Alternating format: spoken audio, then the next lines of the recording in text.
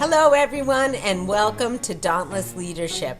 In this episode, we welcome our panel of younger women to share their opinions, challenges, and ideas. As promised, they've joined us every couple of months and will hopefully continue to do so. I want to remind you, if this is your first time with us, we're really glad you're here. And don't forget to subscribe, to download. You can find us on all your favorite podcast apps and to share with friends. I also wanted to say that this is one of my favorite podcasts to record because I get to spend time with a lot of people I love and care about. So not only do I want to hear their opinions, I just want to be with them. And the spirit of today's podcast is just to talk. So we'll get started by reintroducing you all to our panel. Many of them, since our last episode together, have changed locations, have changed jobs, have changed marital status. So if you would each take a moment to tell us a little bit about yourselves and what's changed in the past few months. And we'll start with Lauren. For those listening and watching, I'm Lauren Pompey. I'd just like to start off by saying all the opinions that I share tonight are that of my own and don't necessarily represent my company or my organizations that I'm affiliated with. With that being said, a lot has changed. I'm trying to recall the last time we were all together, but it's been too long. Since then, I am still with the same company. So I work at Fannie Mae. My portfolio specifically focuses on artificial intelligence and generative AI. So really exciting things happening in that space. A lot of education, a lot of growth within the company and then outside of our walls as well. When we last talked, you were being asked to relocate to the Washington area from New Jersey. Did you do that? So I am actually in Virginia. So I moved just shy of where I was originally. But it's actually been a really happy move. So I'm pleasantly surprised by the area that I chose and the people that I'm surrounded by. So I am definitely grateful for that because it was a little bit nervous at first. And we are going to talk about AI today and how it's impacting everybody's roles currently and how we might anticipate it's going to impact us and everyone else in the future, because I think it's on everyone's mind. Since we're talking about relocating, Maya has also relocated since we were last together. So Maya, maybe we can go to you next.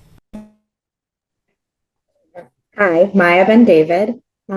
Like Lisa mentioned, I just relocated to Seattle, Washington, so another Washington. But I think that was the biggest change since we last connected. But I have also, I'm still in my same role at my same company at Market Performance Group. I manage all of our trade shows and industry events and a lot of the marketing leading up to that as well. So yes, I moved to Washington about 2 months ago, still getting acclimated to all the new changes. And that's me.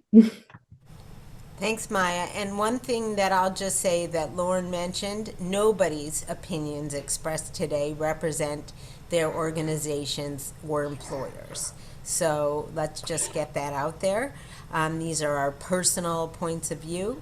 I also want to say that Lauren mentioned community, and I think one of the things that we talk about, and today we're going to talk a lot about hope, is the importance of community. So I may come back to all of you and ask you, how are you getting involved? How are you defining community? And how are you getting involved if you're involved? Let's go next to Allie, who I think has not changed physical location, but has changed marital status since we were last together.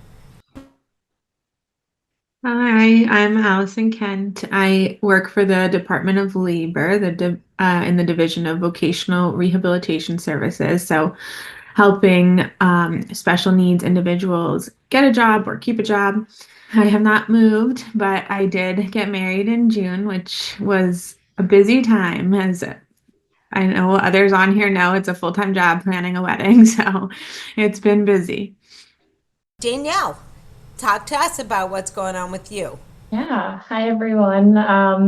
Danielle Padovano. I currently work at Target. I actually just moved off our generative AI with enterprise priority system connection there, Lauren, you could probably chat about. But I'm now supporting some of our vendor business partner experience work. I did recently get married. It was, yes, very exciting, very crazy. I think it's been really interesting. kind of stepping into this new chapter and thinking about priorities and where do I want to spend my time, energy, effort. Kind of the realization that some things do shift when you have some of these big life moments, and kind of being comfortable with being a little uncomfortable or in a different position than maybe you've been before. And so look forward to chatting a little bit about that today. Hi, everyone. Jamie Law. As Lisa mentioned, I work as a physician at Rutgers Health, so I am based in New Jersey. I've been a practicing academic rheumatologist for entering my third year now, which is really hard to believe. I am trying to figure out what major life change you're referring to, Lisa, that I wasn't aware of, but I did. On a personal note, we did do a lot of traveling since the last time we spoke. I think went to Hawaii, went to Paris. I think I consider those as moments of personal exploration and really keeping those parts of myself. I just love the idea that you took your mom with you to Paris. So maybe we'll start with that. Tell us what made you decide to bring your mom and go see that beautiful city.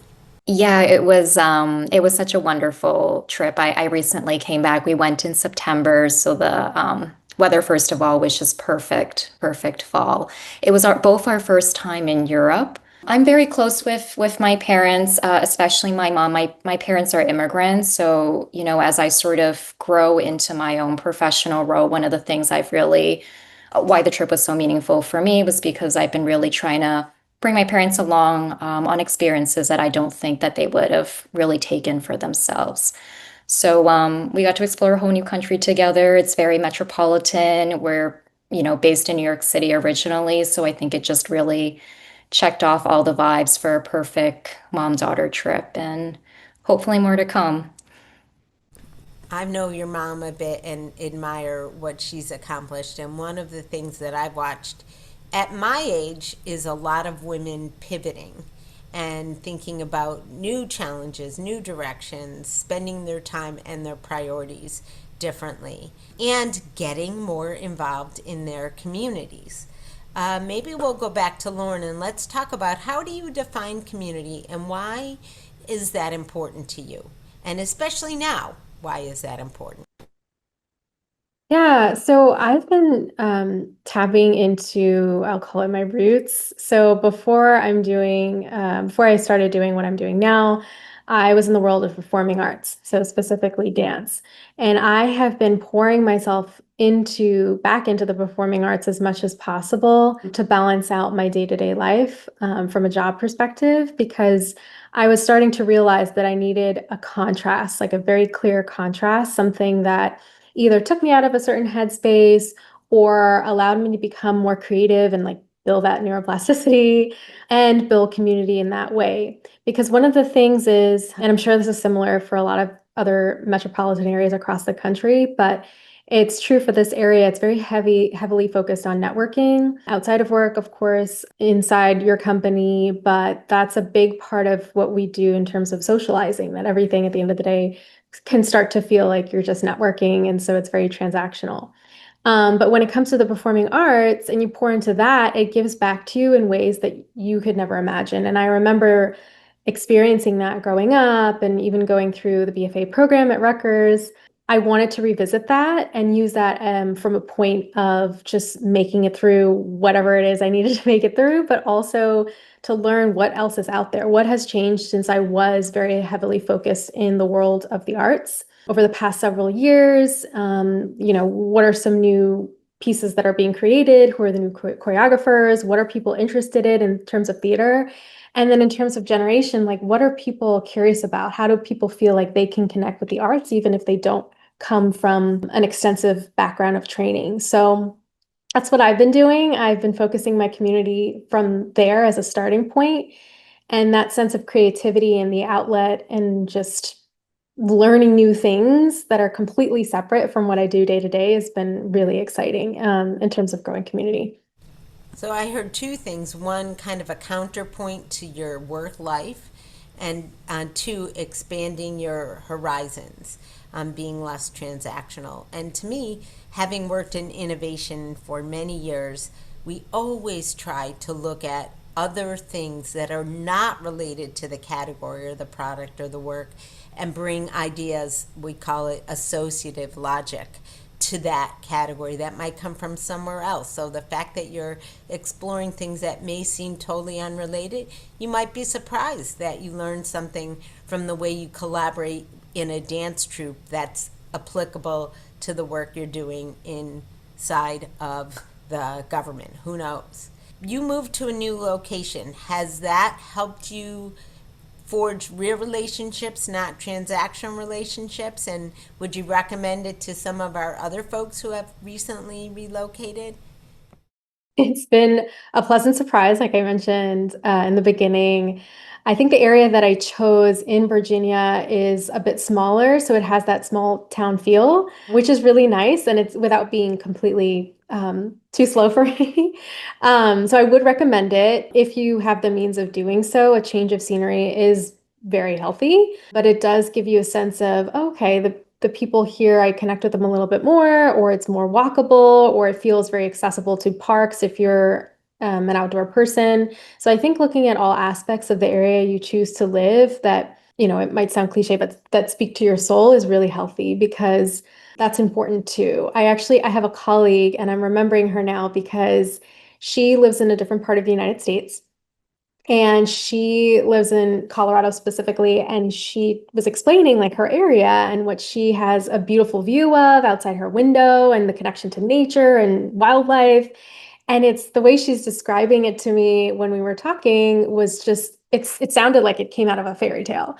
It was so beautiful and peaceful. So it's definitely good to surround yourself with an area that you feel safe and comfortable, but also enlightened by your surroundings and the people that are just outside your door. So if you can find the means of picking your life up and moving somewhere else these days, then I would totally advocate for that. I think it's a good choice, and just know that you can change again. So I think that's the other side to it, is that it's okay to change your mind, and taking that kind of risk does come with some financial anchors. But if you just take that leap, I think more often than not, you'll find that you made the right choice.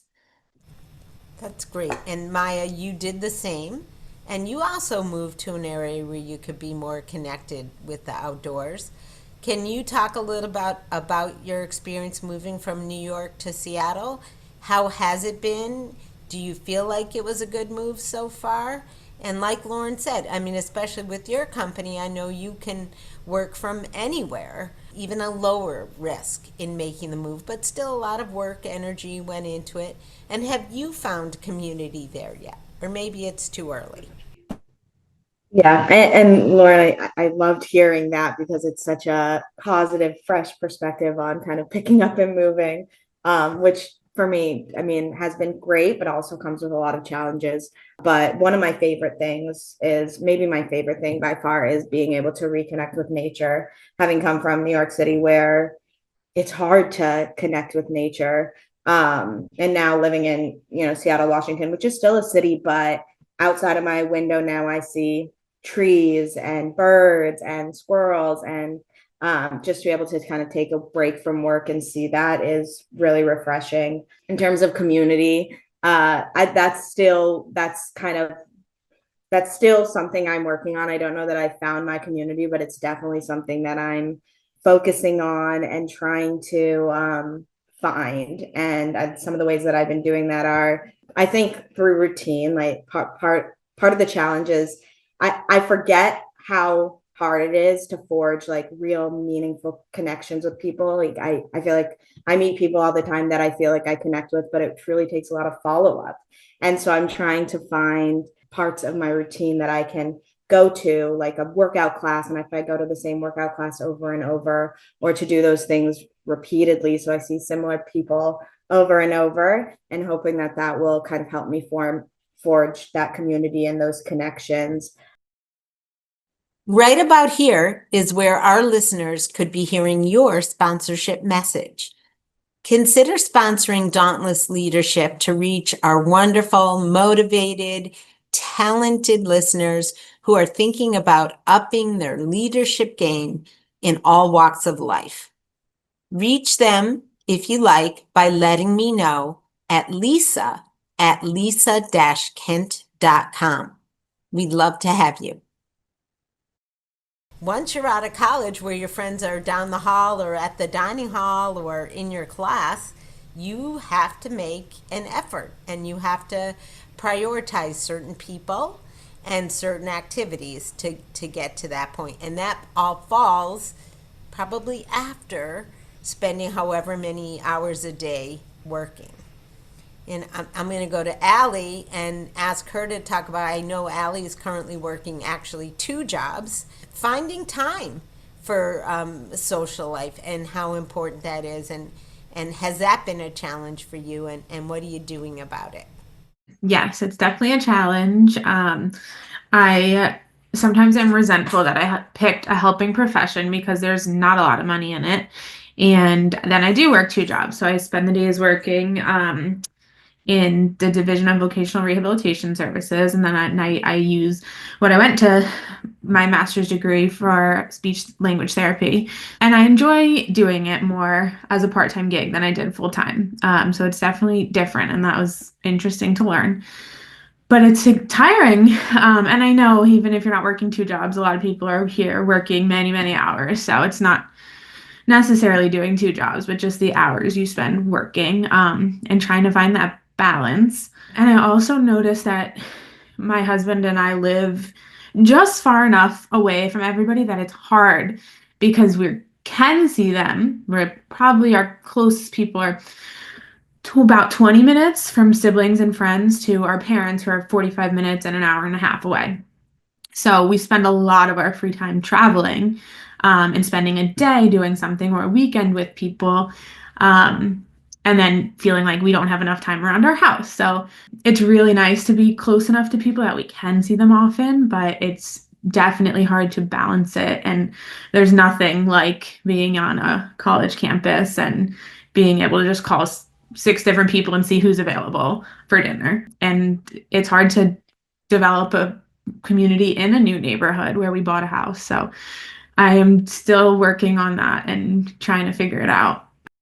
For Danielle and Jamie, I just read an article called 996, which was espousing the new theory of work, saying basically because the job market is tough, people who do accept jobs, especially in corporate America, but I know, Jamie, you're facing this in healthcare too, where they're expected to work 9 to 9, 6 days a week. And that's probably light sometimes. Do you feel that pressure to put in that kind of commitment? And if you do, where's it coming from? Is it coming from the ethos, from colleagues, from above? Maybe I'll go to Danielle and then Jamie. It's a really good question, and definitely something I think I've probably felt for my entire career for various different reasons, I would imagine. But I think most recently,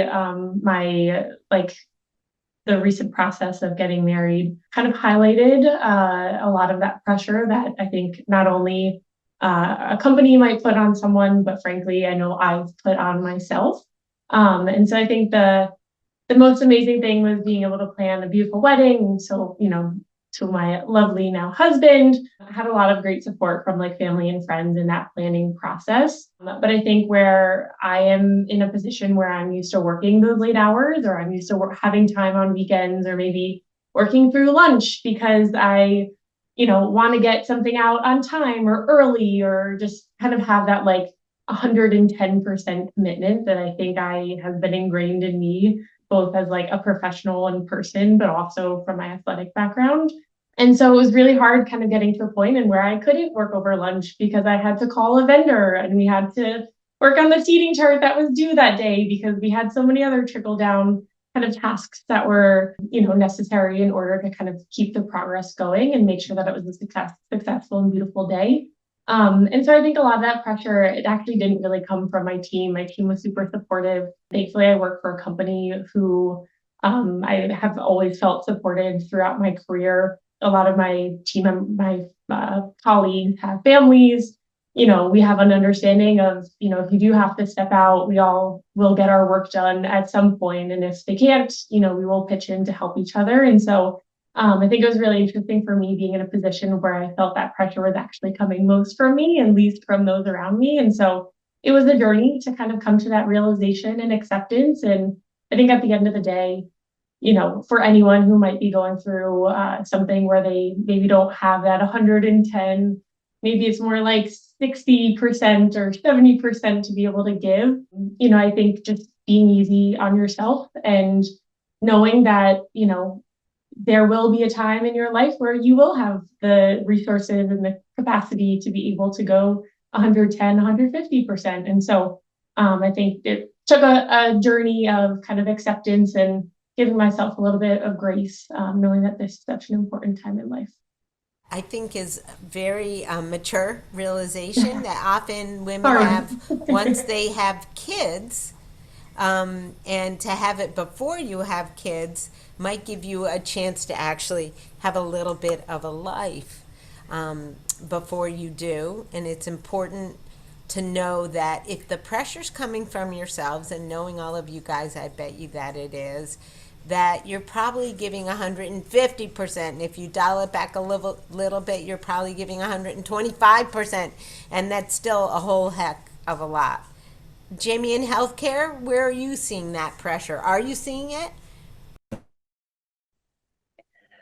Yeah, absolutely. We, especially for those of us in clinic outpatient-based specialties, we have a word for it called pajama doctor time.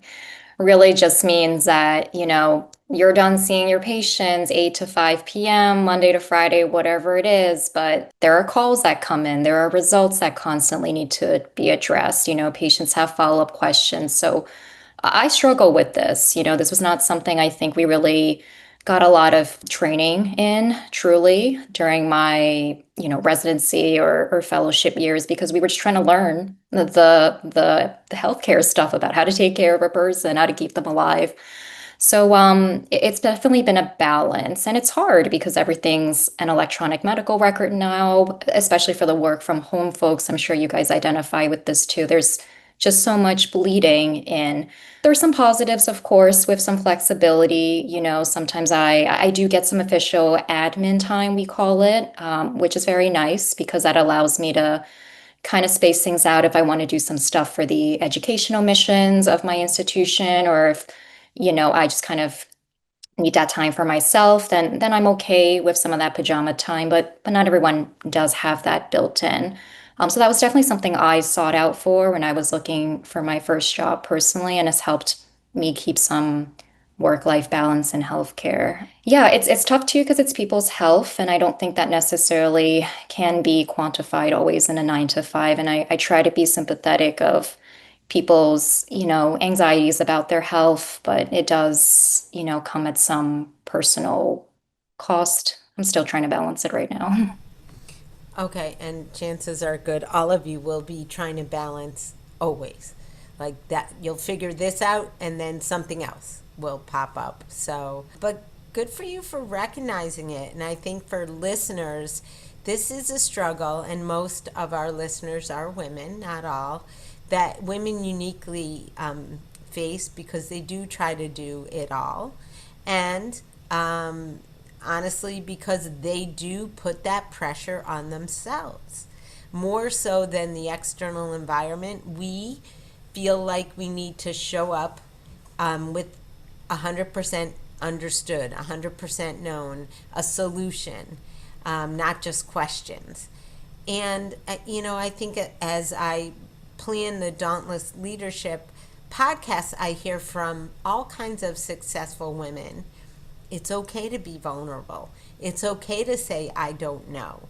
It's okay to not be completely ready if you've checked out what you need to check out. But you don't really get to that realization or that comfort level till you're much more senior in your role.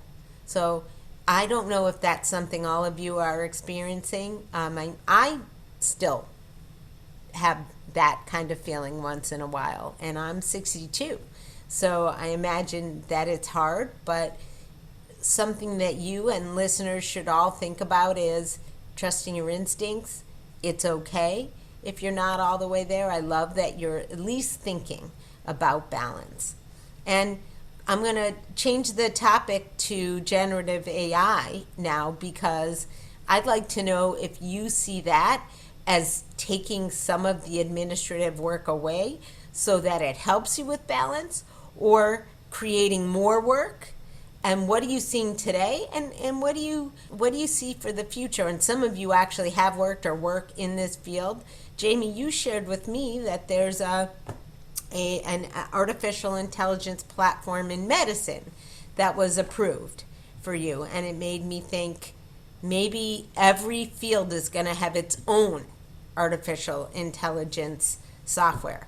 But maybe you could talk a little bit about that. Then I'm going to go back to Lauren and Danielle, who have worked in the field, and then we'll talk to Maya and Allie.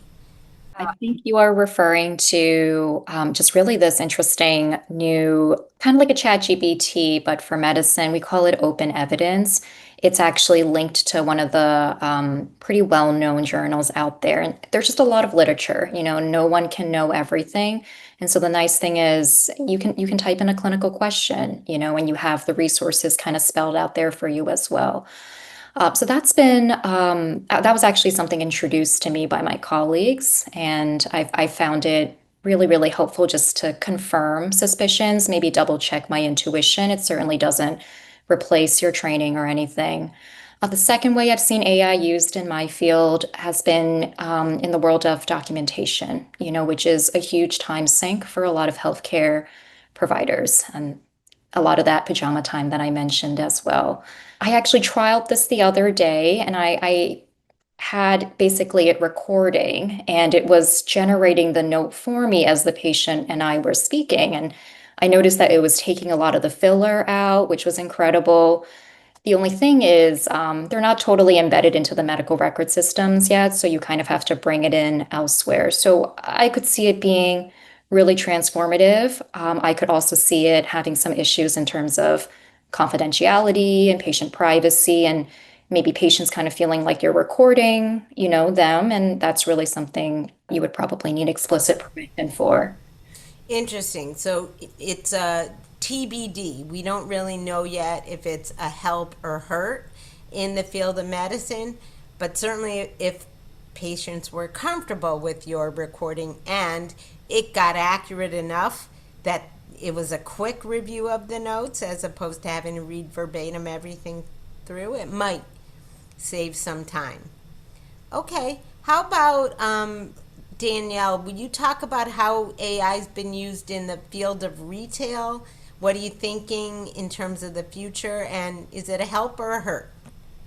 It's been super exciting, kind of being at the forefront of how my organization is thinking about and interacting with generative AI. I think it will, just talking about it holistically, we use it to serve everyone from our vendors, our team members, as well as our guests. And so, we are probably today embedded in various platforms and products that are kind of serving all of those people and groups. And so it's been really interesting. I mean, we have access to probably similar tools that Jamie was mentioning that help us with our own productivity, which I think, again, it takes trial and error.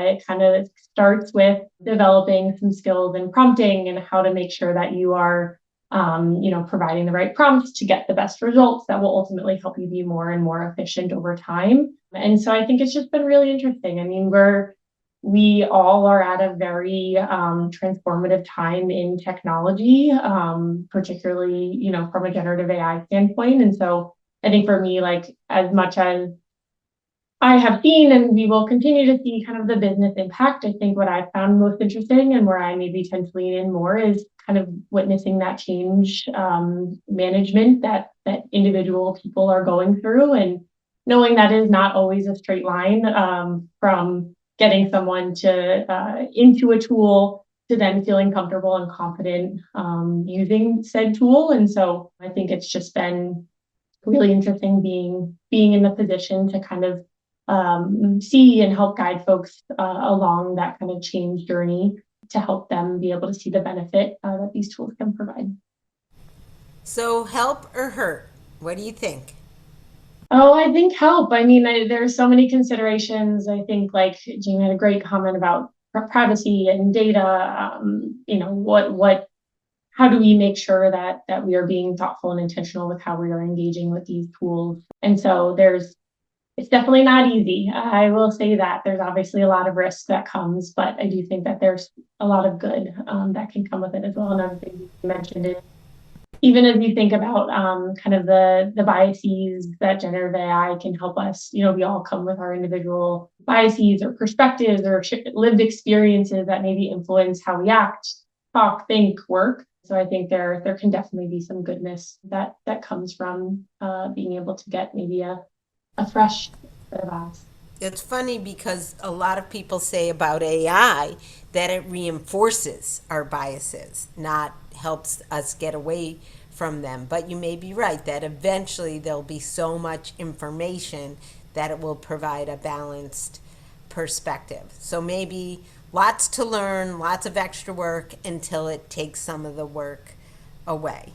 Lauren, how about in Fannie Mae and your applications of it and what you're seeing in the government? I would say at the current moment, as a government-sponsored enterprise, these are really interesting days. They're exciting because we are heavily focused on the return on investment portion of it. But I think broader past our walls, everyone's taking a look at how to upskill their workforce.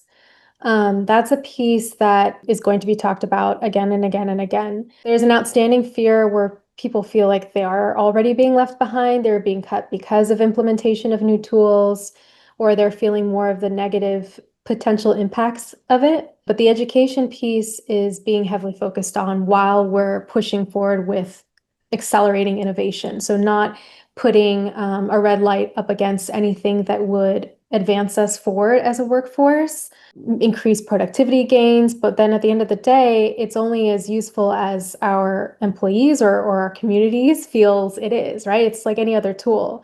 The understanding component comes from curiosity. So we as human beings have a natural sense of curiosity. There's a lot of doubt and fear that surrounds this age with AI. And what I would say to anyone listening out there is you don't have to come to this with extensive technical background. You just have to start and be open to starting somewhere. It can feel overwhelming. There's so many podcasts. I mean, I could list several podcasts as recommendations or books or talks or conferences, but none of that is helpful if you don't understand, one, what problem you need to be solved either at your company, within your role, or your personal life. Like, what is most useful to you? So starting with identifying what the right problem is, and then associating or identifying what the right tool, AI tool is for you in your world or your job. So it starts there and then continuing on with what training aligns with that, instead of feeling like this flush of being overwhelmed or advised by every expert in the field, right? Everybody wants to talk about it, but really narrowing in on what it means for your life. And I think that would help, at least in the long run, sort of eliminate any fears or resistance against learning and adopting new tools. Because if you don't start, it is going to eventually, put you in a position where it's very, very hard to pick up. So it's always good to start somewhere. You can't avoid it, right? None of us can. We might be able to delay, but we can't avoid. But I like that you said what you really need to know is what problem are you trying to solve? That's not an AI specific skill. That's a leadership skill that has to be developed, that, by the way, you can then put into a prompt in AI. So as we think about developing our skills, that's not necessarily a technical skill. Help or hurt overall. It's definitely going to help in the long term. We're just going through that push, that challenge that comes with change or the resistance, but I think in time it's going to help. I know Maya was an early adopter of AI within her organization. I don't know how that's going, Maya. And what do you think? Help or hurt? I think help. I think, it comes with its challenges. And I think, as we kind of touched on, it can make things more challenging because you have to learn it and refine it. And sometimes, I challenge myself to use AI when I know it might be simpler for me to use a different tool that I've already mastered. but I know that kind of by training my AI that I'm making it sharper and that I'm giving it more information to help me in the future. So I think sometimes in a lot of ways it can make processes like way more efficient, automate things, and it saved a lot of time for me there. But it can also take time to learn and to use and to train it to help you in the ways that you want to be helped as well. I read an article that I just thought was so interesting and timely for this, and it talked about this new term that I've heard called workslop. And I wrote down the definition because I thought it was funny, but the Harvard Business Review defined it as AI generated work content that masquerades as good work but lacks the substance to meaningfully advance a given task. And I just thought that was so relevant. And I think it speaks to the need for this human layer of AI. There's a lot of times I'll see someone kind of create a presentation that looks beautiful, but I'll read it and it's not actually meaningful, or sometimes it's not even digestible information. And so I think you kind of have to think of it as a support and not something that's just doing your work for you. Workslop, SLOP. Yes. And it's from HBR. I'll find it and flag it on the podcast, and I'll super it for those who are watching us. I love that. I was just going to say, I think like that is I would say like the most important piece of the puzzle, right? For folks who are worried or concerned about, AI potentially taking their job, like at least at where we are at in this point, like there is always a need. You can never expect the tools that most of us have access to today to do everything for you or to know the exact answer or output that you're looking for. And so I think that's a super important point of like, for your own like goodness of like producing good work, make sure you're reading things before you're copying and pasting out of tools like ChatGPT. But B, I think there's always that layer of discretion and kind of validation. And Jamie mentioned this too, of like making sure that it is, really capturing what you're hoping to capture versus leaning on it as the full resource that will do everything for you. So that is a very hopeful statement. By show of hands, how many of you feel like in your industry AI might eliminate some jobs? Just raise your hand. 1, 2, 3, 4, maybe. So by show of hands, how many feel like AI might create jobs, new jobs, right? So same number, maybe more. So as we think about AI, it's scary. It's a big change, lots to master. If we're not careful, there's a lot of wasted time, work slop. But in the end, hopefully it will help us have less pajama time, more time for community. One thing that I really wanted to make sure we talked about, since this is a podcast about leadership and women's leadership, is hope. And as I've shared with you, if this podcast makes it out in October, my October podcasts are focused on resilience and women who have been diagnosed with cancer and then have risen above it and forged successful paths. What I wanted to hear from you, whoever wants to speak on the topic, is what, in a world that may be a little chaotic at the moment, what gives you hope? What is hopeful for you? What are you looking forward to? And are there leaders, either present or past, that inspire that hope in you? And what is it about them that do it? My answer, if you had asked me this question, Lisa, last year, it would have been completely different. This year, amidst so many different changes, the community or the population of people that I have found have given me hope are comedians. This is coming from somebody who feels that secondhand uncomfortability with awkwardness. So I would never go to an in-person show or anything like that. But when you think about how active we all are on social media, whether you use one platform or multiple or a couple at a time, comedy or that sense of levity and being able to either laugh at yourself or find some sense of humor or some sense of levity in a situation or just in your day is so important. I think a lot of what we experience is grounded in having to be very strict or routine, or comes with a great deal of responsibility, especially if you have a family or you have your own company. You fill in the blanks there, but the ability just to take a moment and say, you know what, I'm here, and just find some sense of humor or smile, or if it starts with that, I think is a funny sort of twist on day to day. So when I think about comedians and their ability to help people to breathe, to relax, if it's a good comedian, I'm not saying all of them are necessarily the funniest, but if you have ever watched a comedian do a skit really, really well, and their ability to articulate or move you through a story with that sense of humor, exhilaration, and curiosity, I think that's an art form in itself. And the ability to do that and make a whole stadium or a small theater worth of people laugh is a beautiful, necessary thing in our time. And I thought about that the other day, and I was like, if you had asked me this last year, I would not have even considered that set of people, but very unlikely population. But I do applaud them, ironically, for their ability just to help us to relax and add levity to our lives. I think when you think about leadership skills, in lots of the training that I do, we always say, take the job seriously, but don't take yourself so seriously. And those people who can laugh at a situation, make others laugh at a situation, or laugh at themselves are some of my favorite people to be around. You kind of reminded me of this, Lauren, when you were saying about just like being in the moment and laughing at something. But for me, a lot of times it is animals, or my animals, like doing something goofy, and you're just like, well, this is the most important thing to them right now, is just being able to watch me under the door. So it just brings you back to the moment, or that how exciting it is to go for a WALK. I can't say it, or we'll have to go.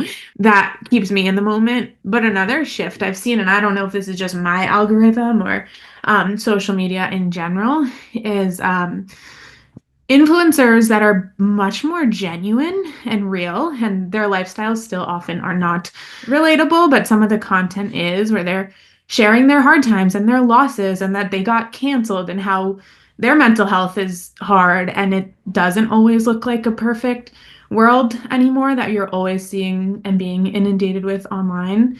So I do appreciate that when influencers are very vulnerable. So another leadership characteristic, vulnerability and being honest. And I would agree with that too. We can see through somebody being phony anyway. So to inspire people, be yourself and share the hard times, not just the great outcomes or those that you think people want to hear. I'm trying really hard myself to always find the positive in things. It is not easy, but it's a piece of advice that I would want to leave both our podcast listeners with and you all with. And Jamie started us out today talking about taking her mom on a trip and helping create experiences for her parents. And as you all know, I like to close our podcast with a quote from my mom, who is one of my most inspirational leaders ever. And my mom, Arlene Barnett, said, "You don't have to know what you want to be when you grow up, just what you want to do next." So thank you all for being here today. And I know that this is tough in the world of trying to balance work, family, community, and everything else you're doing. I really appreciate your honest point of view.